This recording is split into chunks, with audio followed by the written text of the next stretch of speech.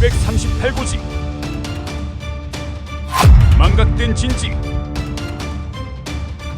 타들어가는 갈증, 드럼통 명령, 안케페스 전투. 안녕하세요. 지식을 쉽게 풀어주는 지식설입니다.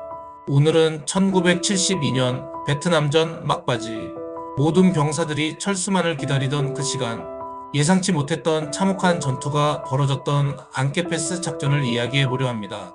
이 전투는 1972년 4월 11일부터 4월 26일까지 맹호부대 수도사단 기갑연대가 주공이 되어 치른 전투입니다. 특히 638고지를 중심으로 이야기를 전개하겠습니다.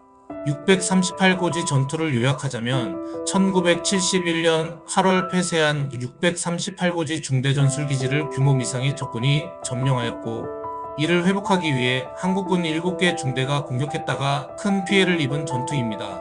자, 그럼 시작하겠습니다. 1972년 4월 남베트남 중북부 2년 서쪽 60km 지점, 험준한 산맥을 관통하는 앙케 고개 위로 19번 국도가 지나고 있었습니다.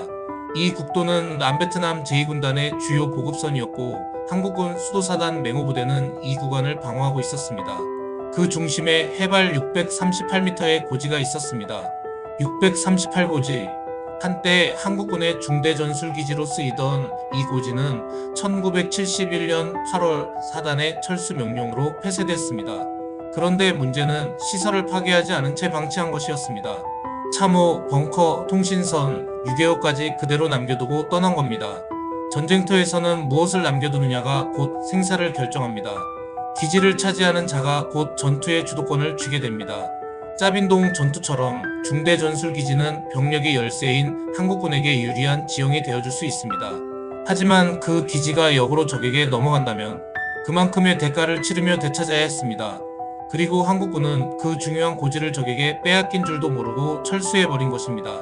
1972년 4월 11일 새벽, 고요했던 앙케 고개에 갑자기 포성이 울렸습니다.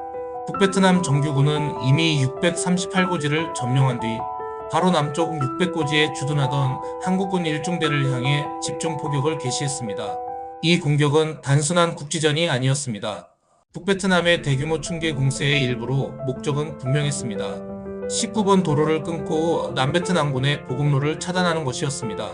그러나 한국군 지휘부는 그 상황을 심각하게 받아들이지 않았습니다.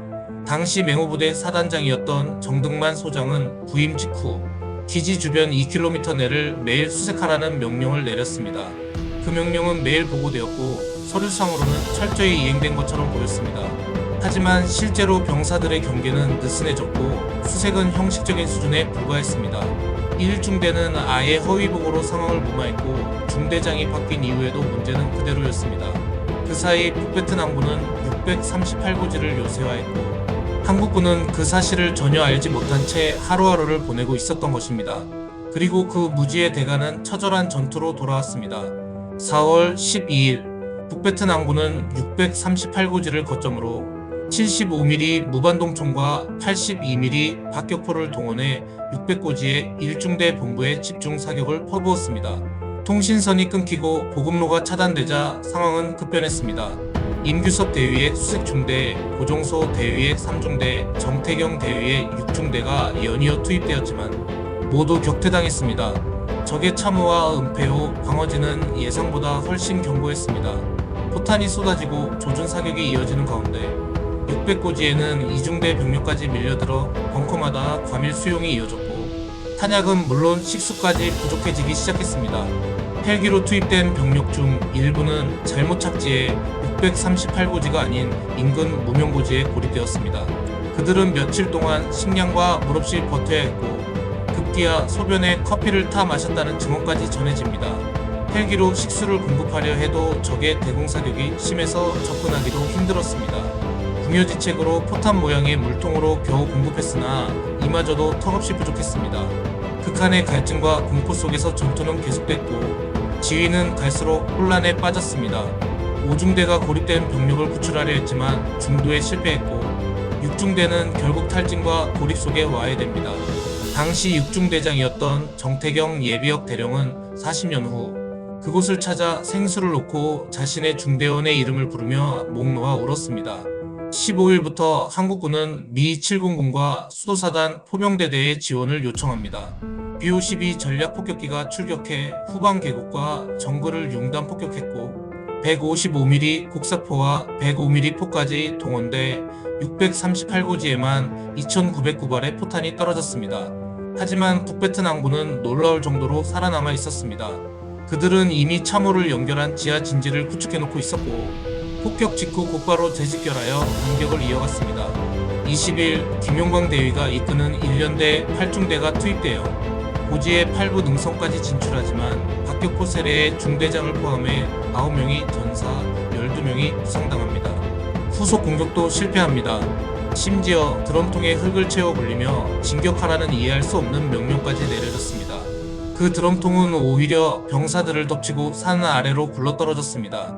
이 사건은 지휘 체계가 얼마나 무너져 있었는지를 상징하는 대표적 장면으로 지금도 회자됩니다. 그리고 마침내 4월 24일 새벽 4시 1대대 4중대가 총공세에 나섭니다. 4단 포병대대는 638고지와 적의 응거지에 약 1300발의 포탄을 퍼붓고 오전 7시 30분 드디어 638고지가 한국군의 손에 들어옵니다. 그러나 그곳에는 적의 시신 내구만이 남아 있었습니다. 북베트남군은 이미 철수한 뒤였습니다. 모든 희생과 피를 흘린 끝에 고지는 텅 빈 폐허로 돌아왔습니다. 4월 26일 장갑차 부대가 19번 도로를 통과하며 앙케패스 작전은 종료됩니다. 전투는 끝났지만 그 대가는 너무나 컸습니다. 국방부 공식 기록에 따르면 한국군은 75명 전사, 222명 부상을 입었다고 되어 있지만 참전 용사들의 수기와 비공식 기록에서는 최소 173명의 전사자가 발생했다고 전해집니다. 이는 짜빈박 전투보다도 더 큰 피해였습니다. 무거운 적만 50개 이상 수요되었지만 진정한 승리자는 없었습니다. 이 전투에서 끝까지 진지를 사수하다가 전사한 임동춘 중위는 태극무 공훈장을 받았고 그의 이름은 지금도 동춘상이라는 상으로 남아 후배 장교들의 귀감이 되고 있습니다. 638고지는 단순한 고지가 아니었습니다. 방치된 전술기지가 얼마나 무서운 결과를 초래하는지를 보여주는 교훈이었습니다. 전투는 끝났지만 그 고지에는 여전히 안개가 머무르고 있습니다. 그 안개 너머에서 우리는 이렇게 되묻습니다. 우리는 왜 그 진지를 지키지 못했을까? 지금도 그곳을 떠올리면 누군가는 말없이 고개를 숙입니다. 자유를 위해 아까운 청춘을 바친 그분들이 평안히 잠들기를 바랍니다. 지금까지 지식설이었습니다. 감사합니다. 구독과 좋아요는 기억을 잊지 않으려는 한 사람에게 큰 힘이 됩니다.